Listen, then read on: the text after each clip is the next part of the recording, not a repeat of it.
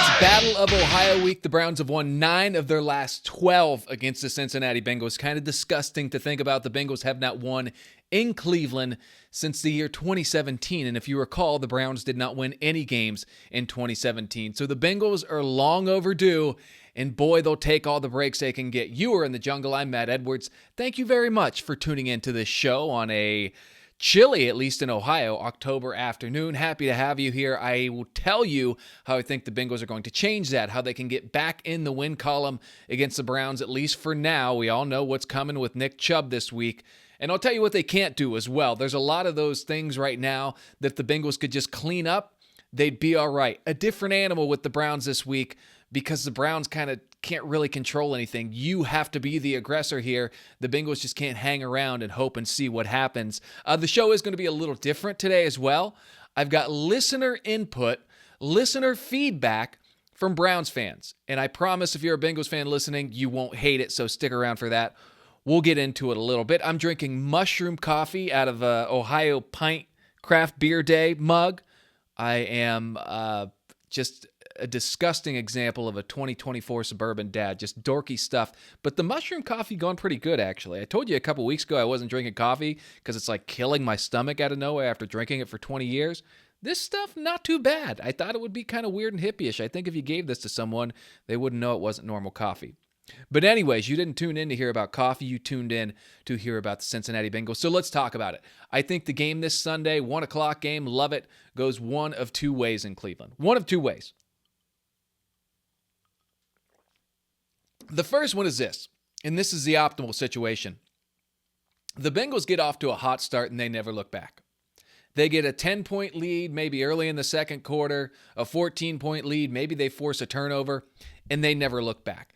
I think if you get a 2-score lead on this Browns offense, it's probably enough. Now, no lead is safe, of course, and crazy things happen, but if you can get against this offense, against the Cleveland Browns team that is just miserable. If you watch this team, now I've never seen body language quite this bad from a team in October. I've seen some Bengals teams back in the day, 4-10 in December. That's bad body language. It's October 17th. I watched Deshaun Watson last week take a sack on third down and get up and start laughing while he was talking to a defender from the Eagles. The body language with Cleveland is bad. You get on top of these guys, and I truly think they'll fold. They traded Amari Cooper away this week. They're folding already. They're selling in the middle of October, a team that was in the playoffs last year without their starting quarterback.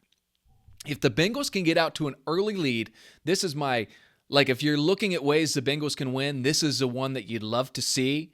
And the one that I think is very possible considering the Bengals know where they are. Joe Burrow's talked about it in every press conference. They know they're 2-4. They know that they have no room for error. They know that if they come out fast, land a few haymakers earlier, Cleveland will fold. The Browns are not a mentally stable team right now. They're really not. I mean, they've got people, former professionals, just absolutely dogging them, and for all the right reasons, too. Mitchell Schwartz, I think I talked about it on... I might have talked about it on here last week, but just, he kind of pointed out, you think the guys in the locker room aren't mad about this? Some of the numbers out there, like Deshaun Watson is having he's not just having like a bad season, like, he's 27th in the league. He's having one of the worst seasons of any quarterback statistically when you get into the analytics, and I won't bore you with all that, but I promise you I'm looking into it. It's fun for me to read. I don't try to talk about it, because it's not really my thing. There's plenty of people great at it who do it, and I enjoy that. But analytically, Deshaun Watson's season, it's like down there with Jamarcus Russell seasons, down there with Blaine Gabbert and Jacksonville seasons. It's bad. It's really bad. So if the Bengals can get in a position where they say, hey, Deshaun Watson, you're going to have to beat us today, it's not going to go well for Cleveland. It will go well for Cincinnati, which is exactly what I think anyone listening to this podcast, or at least most of you, would want to happen. And a big reason you want Deshaun Watson trying to be the one who brings the Browns back from hopefully a 10, 14-point lead, maybe midway into the second quarter. Guess who's back this week? Back again. Nick freaking Chubb, man.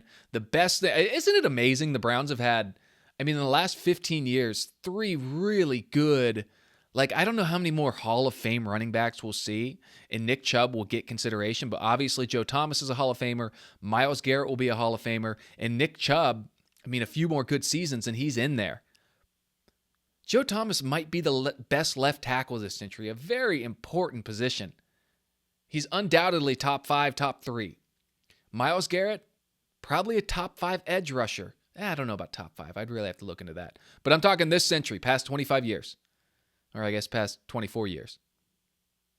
Two of the most important positions, pass rusher and left tackle. They've had two of the best to do it.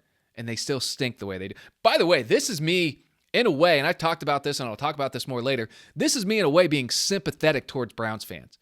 I'm not sympathetic toward the organization, but toward the fans, I do feel bad for them. Living in Ohio, they are a very loyal group. Loyal to a fault. No doubt about that. A lot of times you hear the phrase loyal to a fault followed by some would say. No, all would say in this situation, if you are a Cleveland Browns fan, you are loyal to an absolute fault. But anyways, back on track. You don't want to let Nick Chubb get fully involved here. I don't know if we'll be on a pitch count. I don't know what the plan is for him, but he's back after that awful injury last year. And let's just look, since Joe Burrow came into the league in 2020, Nick Chubb has played against the Bengals 4 times in Cleveland. One of them was last year. Last year against the Bengals was the only full game that Nick Chubb played. He had 18 carries for 106 yards, 6 yards a carry. Pretty good. Didn't score a touchdown, but that's enough to keep Joe Burrow and company off the field. That's enough to make sure this game stays close, right? 2022 in Cleveland, Nick Chubb against the Bengals, 23 carries, 101 yards, 2 touchdowns. Can't let that happen. 2021, none of the Bengals starters even played because they were locked into the 3 seed in the playoffs. And Nick Chubb, the Browns weren't playing for anything anyways. They gave him 9 carries for whatever reason, probably because they're an idiotic organization. He had 9 carries for 58 yards.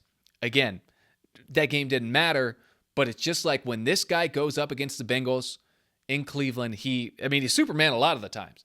But when he plays the guys in black and orange, now in Cincinnati is another story. We'll talk about that in December when they play in Cincinnati, because the Bengals actually do a really good job of, it's weird. It's like in northern Ohio, he's got their number and he comes down to the Kentucky-Ohio River little border there. Couldn't think of the word border. I'm getting stupid. Maybe the mushroom coffee's not the move. But anyways, we'll get into that later. But 2020, Joe's rookie year, 22 carries, 124 yards, and 2 touchdowns. Nick Chubb has the Bengals number. And those are all defenses that are better than what we're working with this year. So, look, I don't know. Is there going to be rust to knock off? I sure hope so. I hope the best for Nick Chubb. Seems like an A-plus human being. Absolutely an A-plus running back. But you just don't know. I mean, he's had, I think this is his second ACL injury on that knee. He had one at Georgia as well. We'll see how he comes back. I hope that he plays really well. Maybe just takes a few weeks to get warmed up. And we'll see what happens. What you want, though, is for the Bengals to get in a position where the Browns do not have the option to lean on Nick Chubb. You don't want to see him get more than 20 carries in the game. I could be shocked if he did. I would be shocked if the Browns at 1-5, selling off already, said, hey, here's the face of our franchise. Here's the only likable guy in the entire city who wears orange and brown right now. That's not completely true, but you get the point. Maybe let's not completely wreck him out of the gate. Maybe let's save him a little bit because this season's gone anyways. That said, if we see a situation like we did in New Jersey on Sunday night where it's close and the Bengals only have 10 points on the board with the 2-minute warning, then Nick Chubb's going to get probably more than 20 carries. And historically speaking, that has not gone well for the Bengals when they were playing in Northern Ohio. So for me, that's the thing.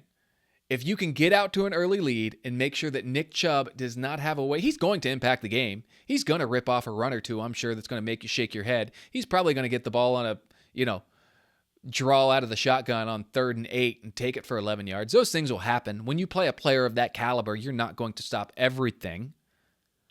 But you can't let him take over the game. You can't let him go, 23 carries for 101 and 2 touchdowns again. That can't happen.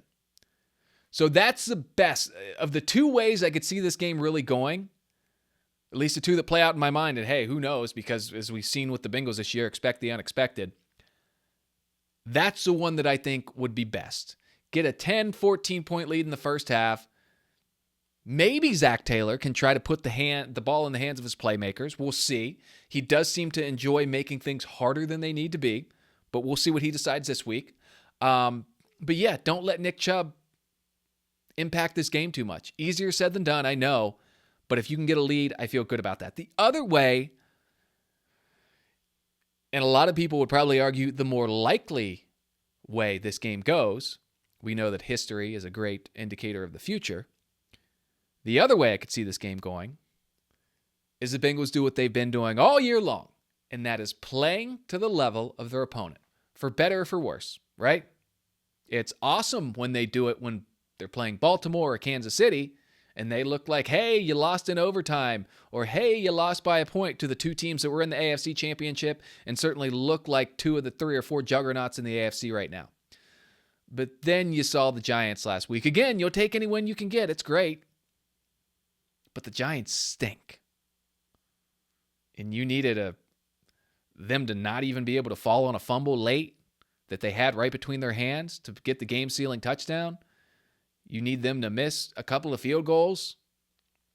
Not the situation you want to be in. They've been playing down to the level of their opponent. I don't think there's any dispute about that outside of maybe the Carolina game.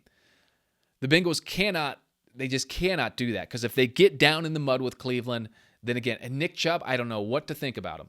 I don't know how strong he'll come back. I don't know if he'll be on a carry count. I don't know if they're going to say, hey, let's stop him at 12 carries. But if you give them the opportunity, if he gets going, that crowd's going to get nuts. I mean, they're a bunch of psychos anyways, right? So they're just waiting to go insane. And I don't blame them. They've had nothing to smile about for quite a long time. They finally get an offensive weapon back who they enjoy. If he gets going, things could get, a little tense for the guys in black and orange. So don't give Chubb time to get going. You don't want the crowd to get into it. And the Bengals as well, you don't want them, everyone on the team, not just the defense, but the offense and the coaching staff. As much as that Giants win wasn't that impressive, and a lot of that was due to the Giants stinking, you don't want them to say, maybe our defense didn't clean up all the things we thought they did. Maybe we are the team that gave up 41 to Baltimore. Maybe we are the team that couldn't tackle in week 1 and a couple other weeks as well. This kind of goes both ways with the mental stuff, right? Like, are the Browns on the verge of snapping? Absolutely. Bengals aren't too far behind them, right? 2-4. I mean, think about this. If the Browns pull this off, and if you've been sticking around watching the AFC North long enough, anything can happen. If the Browns pull off this win, both teams are at 2-5. The Bengals would have the same record as the disastrous dumpster fire team that resides in Cleveland. So mentally, I mean, the Bengals, I think they're in a better place than the Browns. I'm very confident, actually, they are in a better place than the Browns. But a couple tip passes that go the wrong way, a couple missed tackles on Nick Chubb, and those tables could easily turn. How the tables turn. You get it? So, again, don't play down to the level. Come out firing. The Browns usually do, it seems like, come out on that first drive and do okay with their scripted plays from the people I've talked to. But you gotta make sure that they don't get any sort of confidence. And the Bengals have not been great in that area all year. So yeah, I genuinely think the Bengals can end this game before halftime if they play up to the level we know they're capable of playing. Now, that's much easier said than done in the NFL. I don't know what we're going to get out of the Browns. Are we going to see the Browns team are we going to see them come out and say, hey, hey, we're ticked off. We know what everyone's been saying about us. Yeah, we traded Amari. Who cares? We're still a good team. Or are they going to say, we traded Amari. We suck. Everyone hates our quarterback. He's still in there, even though we know he's awful. Let's just go out there and make business decisions. I don't know which Cleveland team we're going to see. I really don't. I hope we see that second one. But you never know. So it's an interesting one, right? I mean, it really is, as far as like the mental state of a football team. It's usually not this bad in October when it comes to Cleveland. And I'm basing a lot of that on I've watched a lot of the Browns, but that and the fans I talk to, again, a lot of my best friends are Browns fans. We're going to talk more about them here in just a second. But there's a way to break this team early, I think. And if they die, they die. Watched all the Rocky movies for the first time at the beginning of the year. Very good. If you're like me and have been holding off, highly recommend. So yeah, that's it. Two ways it can go. Bengals come out, look sharp, bury them early, have them have their head in their hands the whole time. or they play down to their level, let Nick Chubb get going, and we're sweating one out at, 17-14 with 3:08 to go. So I'm going to do something different today. I've not done anything like this before, at least not on this show. But as I mentioned on this show, a lot of my best friends are fans of the Cleveland Browns. I grew up right in between Cleveland, Pittsburgh, and Cincinnati, about 2 hours and 45 minutes from each of those cities. And it just so happens that where I'm from, it was mostly Browns fans. Same with Columbus, probably about 60-70% Browns fans here. So as much as I dislike the organization, I love my friends. So I texted 4 of my best friends, and I asked them if in a few sentences they could summarize the 2024 Cleveland Browns. And here's what we got. Let's start here. Let's start with Craig Smiley. Craig Smiley, one of my best dudes. You might know him from Erie, Pennsylvania. He and I used to co-host Friday Night Lights together there, if you were privy to the ABC affiliate in Erie, one of the all-time great football shows, in my opinion, and we had a lot of fun. Craig was actually, when I started the Old Football podcast a few years, probably 5 years ago now, he was the first ever guest. Love you, Craig, if you're listening. So here's what Craig had to say. He said, I fully understand that Deshaun Watson has played like dog most of the time. However, I feel like the head coach did not put him in the best position to succeed. Interesting, don't hear that often. In the way that he did when he took over and did everything he could to help Baker Mayfield. Okay, by rolling him out of the pocket and using the run game to lead to play action. The idea of Amari Cooper 1 week after getting, the idea of dumping Amari Cooper 1 week after getting Jack Conklin back and 1 week before Nick Chubb has stepped a foot on the field is Bush League. You think the guys in the locker room don't think the same thing? You think the guys in the locker room aren't, this is me now, you think the guys in the locker room aren't saying, hey, we're getting some pieces back. Do we want to sell already? Back to Craig. As a fan, I want to see this team and its coaching staff work together to give it the best chance to win. And together, they've consistently underachieved this year. So, yeah, that's like a mild take. Let's go over to Shemp now. Shemp, one of my best friends. I was the best man at his wedding. He did not come to mine. I told him you can be as serious or unserious as you want. He says, this is often the first sentence out of his mouth here is often what you hear of serial killers when they're interviewed after they're caught. He says, I have no feelings at this point. You think that your favorite franchise in all sports, a team that would give you so much emotion, time, faith, love, is finally making a turn and being competitive consistently? And then the season starts. I'm not sure why I'm ever surprised with the Cleveland Browns' disappointing performance in franchise, because that is honestly the only thing that has been consistent in my life as a Browns fan, the misery that they consistently give me. All caps on consistently.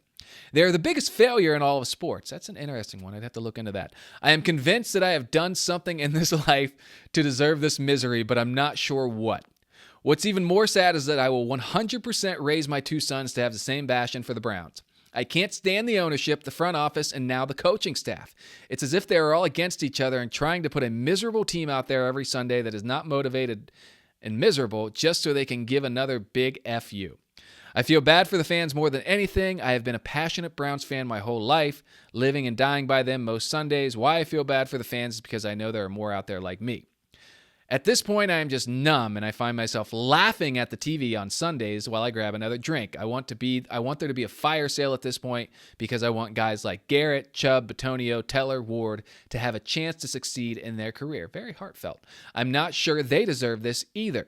At the end of the day, I'll never cheer for another team, and I will love the Browns until I die, but this is the worst it's ever been. However, go Browns. I'll see you on Sunday to put me in a state of misery. So, the worst there's ever been part, that's a genuine, like he listed all those names. Those are good players. Those are really good players. And somehow they're still this bad. It's incredible. Let's keep going here.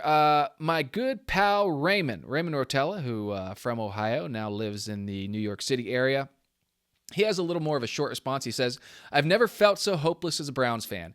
Even through 1-31, I could be proud to call myself a Browns fan. Not sure how that works. Deshaun has taken that pride and joy away from me.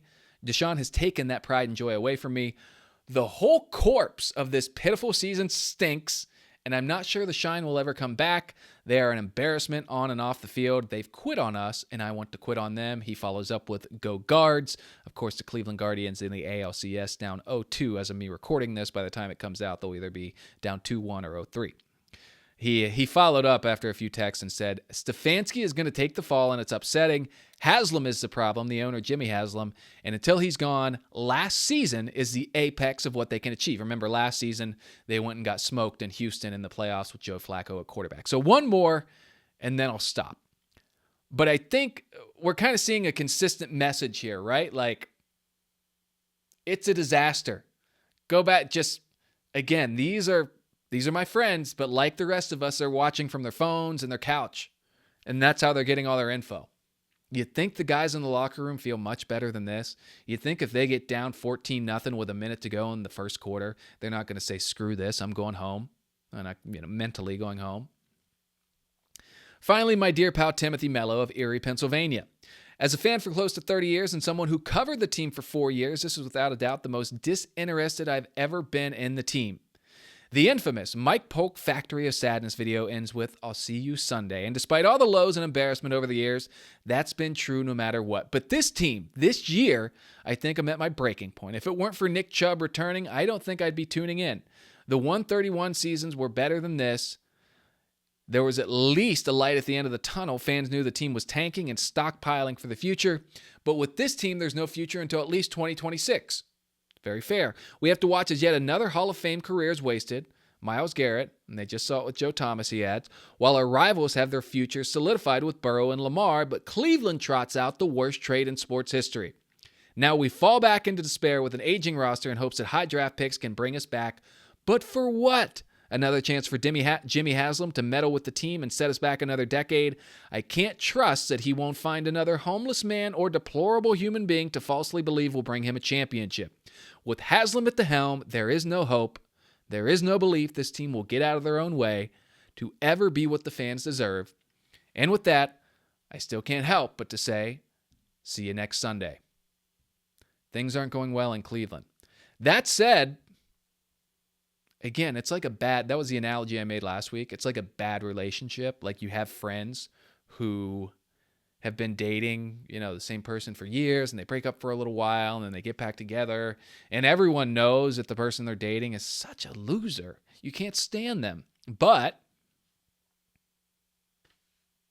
they always end up back together. That's the Browns with their fans. Browns fans, you deserve better. You really do. You're all mostly good people, fun people, passionate, dedicated.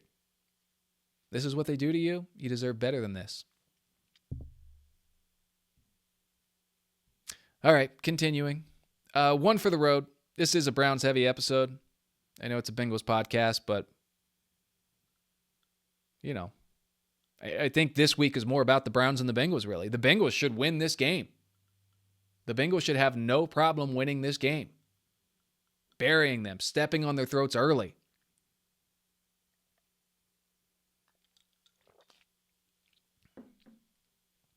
Let's do one for the road real quick, even though I typically do that last.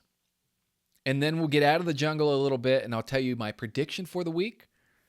And I'm going different with the bet this week after losing 2 in a row. So something I thought about a lot, and this kind of pertains to the quarterback situation, which, by the way, the Bengals have been, as much heartache as the Bengals have cost us or put upon us over the years, they've been pretty lucky at quarterback. To go from Carson Palmer to Andy Dalton to Joe Burrow, I'd have to sit and look. But I got to imagine there's not a whole lot of teams that have a better 3-run quarterback over the last 20 years than that. Is it the best? No. But it's certainly one of the top 10. So all guys that put you in position to win. Obviously, they're hitting the apex with Burrow right now. But Palmer and Dalton, at times, were both top 10 quarterbacks. At times, they weren't. So anyways, we talk so much about, obviously, quarterbacks in the NFL. Where you are drafted is so huge. Where you end up as a quarterback in the league is so huge. Some guys overcome it. I think of Peyton Manning in Indianapolis and Andrew Luck after him. Before and after that, not a whole lot of good happening in Indianapolis. But the situation people love to talk about so much when it comes to where you're drafted. And, you could have had this guy instead of that guy. And recently, anyways, it's Mitchell Trubisky and Pat Mahomes. Mitch Trubisky goes second in the draft. Pat Mahomes goes 10th. One spot after the Bengals took John Ross, by the way, but all's well that ends well. But anyway, so many people like to say, oh, the Bears are so stupid. They could have had Mahomes. Instead, they got Trubisky. Same situation happened with the Browns back in 2004. Ben Roethlisberger goes to the Steelers in the draft. The Browns took Kellen Winslow Jr. instead. I think it was Kellen Winslow. Fact check me if I'm wrong. Leave me a comment, please. People like to say the Browns could have had Roethlisberger. The Bears could have had Mahomes. Those guys wouldn't have worked there. They would absolutely not have worked there. And it's because of the situation, right? Like Pat Mahomes goes to a place with Alex Smith and Andy Reid. Andy Reid, probably the best offensive coach maybe ever in the NFL. Alex Smith, good quarterback, good franchise, good organization. He had a year to sit and watch. Roethlisberger, not good his first few years, but came into the league with a number one running game and a number one defense. If he would have went to Cleveland, they would have cut him after 2 seasons. I promise you that. And I bring that up because right now, we're kind of seeing with Deshaun Watson and with another AFC quarterback, we're seeing that so many people are going into situations that they thought were maybe going to be better and they're not. Aaron Rodgers, the big one. He was in Green Bay. They have a rich quarterback history, right? They've had Bart Starr back in the day won the first 2 Super Bowls, and they had some rough times in the 80s. But Bart Starr was there, and then fast forward to the 90s, you've got Brett Favre, you've got Aaron Rodgers, and now you've got Jordan Love. Pretty good. You go to the Jets, an organization that's had crummy quarterbacks for about as long as I can remember, maybe since Super Bowl III and Joe Namath. I mean, they've had some good ones sprinkled in here and there who have done okay. Suddenly things aren't so easy. Your situation and where you go is so important in the NFL. It's insane. You look at Deshaun Watson now. He was in Houston. Before him, they got a lot out of Matt Schaub. They were getting things out of guys who maybe wouldn't have worked everywhere else. They squeezed a lot of juice out of certain guys. Deshaun Watson had the best foot. I'll say he will never be better than he was in Houston in 2018. He'll never be better than that. And now they've got CJ Stroud. Look how great he is. Weird how it works out, right? You go to Cleveland, which has never developed a quarterback. You can't do anything. You're historically bad. The situations are so important. That's why I'm fine if a guy comes out of the draft and says, hey, I don't want this team to draft me. I wouldn't blame him. You want to go to Green Bay, where they've had a historic run at quarterback, or do you want to go to Chicago?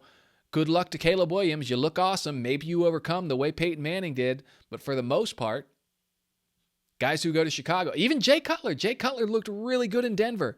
If you're old enough to remember, Jay Cutler was kind of, one of those dudes, kind of not quite how we talk about CJ Stroud now, but he was right there as far as he's one of the next great quarterbacks, gets in a fight with the head coach, forces a trade, goes to Chicago. Probably the best Chicago quarterback since the guy's name who I can't remember right now. Is it Sid Luckman? Is that right? Again, fact check me in the comments, but situation's everything.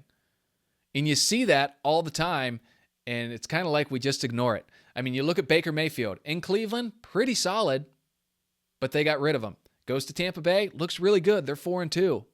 Looks really solid. Sam Darnold, maybe the leading MVP right now. Couldn't cut it with the Jets. Yeah, well, the Jets stink. They ruin everyone. Now he's an MVP candidate because he has an awesome coach in Minnesota. Alex Smith, I mentioned a minute ago. San Francisco, if you're old enough to remember, he was considered a massive bust. Taken number 1 overall, got replaced by Colin Kaepernick. Goes to Kansas City. He leads them to the playoffs 4 of his 5 years or something like that. Pretty solid. Oh, by the way, Drew Brees, one of the top 10 quarterbacks ever. Didn't work out with the Chargers. Gets a really good offensive coach in New Orleans. Hall of Famer. Brett Favre, I mentioned him, same thing. Went to Atlanta.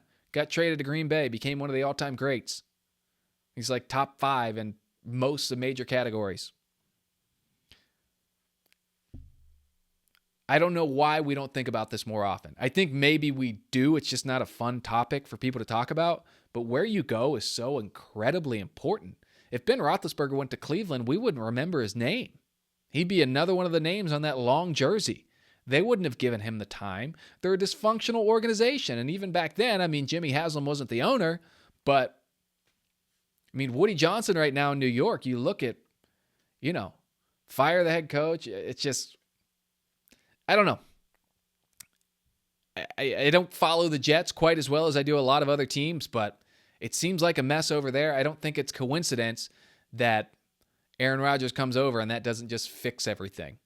If you put a really good quarterback into a really good franchise, boom, you're a Super Bowl contender every year, as the Packers were, as the Steelers were with Roethlisberger, as the Chiefs will be for the next 50 years. Same with Lamar. You think of Lamar Jackson went 32nd overall. You think if Lamar Jackson would have went to, Carolina, he would be Lamar Jackson? Absolutely not. He would be closer to what we're seeing with Bryce Young now. It's the unfortunate way it is. That's why I'm totally okay with guys kind of saying, yeah, don't draft me. Now, you can't do that if you're getting drafted in the third round, obviously. But if you're the number one guy, I mean, looking back, you think Bryce Young wouldn't be okay if he ends up in Miami with Mike McDaniel? If Tua can't go? I don't know, man. It's just doesn't get talked about enough. And Deshaun, I think the mental toll, Deshaun Watson's kind of his own unique situation. But where you land in the NFL makes such a big difference. Okay, not Bengals related. I know there was just something. It is kind of Bengals related in a sense because you feel lucky as much as there's been times to complain about Carson Palmer and Andy Dalton, and none with Joe Burrow quite yet, or hopefully ever. The Bengals do a good job of putting guys in position to succeed. It doesn't translate as well as we want to in the postseason, but the last 14 years, they've made the postseason more often than they haven't. Pretty good. Okay, little rants over. Again, I told you it was going to be a different episode today. I hope you're still hanging in there with me. Out of the jungle this week, speaking of the Steelers and Jets, they will play each other on Sunday night in Pittsburgh. Steelers at 4-2, the Jets at 2-4. The Ravens will go to Tampa Bay. I also mentioned Baker Mayfield there. The Ravens are 4-2. The Bucs are also 4-2. Tampa's put up 30 straight and 30 or more in 3 straight games. That could be, I mentioned last week, there's not a lot of games left on the Ravens schedule where you see them losing unless they go cold or something, in which, hey, they've already lost to the Raiders this year. It could happen. But right now, if an AFC team is playing an NFC team, you got to root for that NFC team like they are the Bengals. Bengals need every single ounce of help they can get right now. So that's a big game. That is a big game on Monday night. If Tampa can get a win there, absolutely. That is huge. If the Bengals want any shot at the division title, and I know that sounds far-fetched right now, but who gives a rip? Why are we watching sports if we're not rooting for our team to still have a shot at the division in middle October? So that's where we're at. Let's get into our bet and prediction. I got 2 straight wrong bets after getting the last 2 right. I've got 2. I'll blame the mushroom coffee. I've got 2 consecutive bets incorrect after getting 2 correct. I'm going different this week. I'm going to do the line. I'm going to take the Bengals minus 5.5. I'm not actually going to bet this. I'm just telling you I would feel very confident betting it. The Bengals average 26.2 points a game. The Browns average 15.8. So let's call it 26 and 16. 26 for Cincinnati, 16 for Cleveland. Give me the Bengals minus 5.5. I don't think it'll be a 26-16 game, but I'm going to do 2 things here. I'm going to take about a field goal away from the Bengals because they're on the road in Cleveland. And I'm going to I don't know what I'm going to do. I've got the Bengals winning 24-13. Let's put it that way. I think that Cleveland, I don't really like it now that I talked Nick Chubb up so much. But if you put them in a position where you go up 14-3 at halftime, if the Bengals are, say, up 14-3 at halftime, that feels like a good score. And so I'll go with that. Bengals win 24-13 on Sunday. Haven't got one of those right so far. Those are very hard to get right, so I wouldn't have expected any different. But nonetheless, the Bengals will try to get a win in Cleveland for the first time since 2017 on Sunday. The Browns have won 9 of 12. There's something in the air right now when it comes to those two. I mean, the Bengals really dominated them in the 2010s. They won 12 of 20 in the 2010s, and that goes back to, the Browns. At one point, the Bengals had a massive, didn't they? They had a really good winning streak against. I guess they won 5 in a row at one point, so not that massive, but He only played 20 times, so that's pretty solid. And then the Bengals won 4 consecutive against them from 08 to 2010. And then won 4 or 5, Oh, here's what I was looking for. When Andy Dalton used to own the Cleveland Browns, they won 7 in a row from 14 to 17. And, of course, the Browns were terrible at that point. Yeah. And then Hugh Jackson came over to be an assistant to Marvin Lewis. I was big on it. Hugh Jackson's a guy, too, and this is the last thing I'll say, and we'll get out of here. He was successful everywhere he was until he went to Cleveland. He was great as the Bengals offensive coordinator. He was the Raiders coach for 1 year and went 8-8 with Jason Campbell at quarterback. He was really good at developing offensive skill guys in Atlanta. And then he goes to Cleveland, and whatever torture devices they use on people up there who come into their building absolutely wrecked him. He turned into a crazy person. Love you, Hugh. Good for you. You did some great things in Cincinnati, put together some incredible offenses, but what they did to you in Cleveland, I would never wish upon another man in the world. All right, this show is called In the Jungle. My name is Matt Edwards. If you want to chime in on X, formerly known as Twitter, I am at Matt Edwards. If you like the show, please give it a rating. If you don't like the show, give it a rating too. I don't care. On YouTube, at In the Jungle Pod. Hope you can hit that subscribe button. But again, if you don't, thanks for making it this far on the show. It's a long show, 36 minutes and counting. So we'll get out of here. It's In the Jungle. Tell a friend about it. And let's see if we'll see the Bengals move to 3-4 on Sunday in Cleveland.